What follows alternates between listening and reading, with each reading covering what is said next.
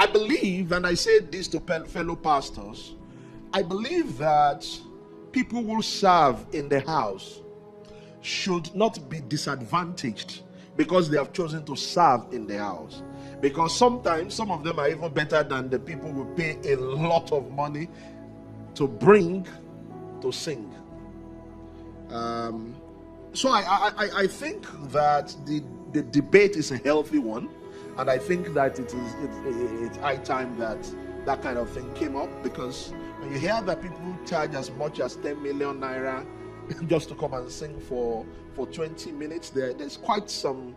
challenge with that. Okay, but I said all of that to say that the moment you realize that the oil on your life is to do good,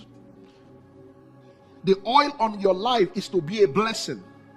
the oil on your life is to ensure that somebody who would have been in pain is no longer in pain because you came, it makes a total difference in your life. Shout hallelujah.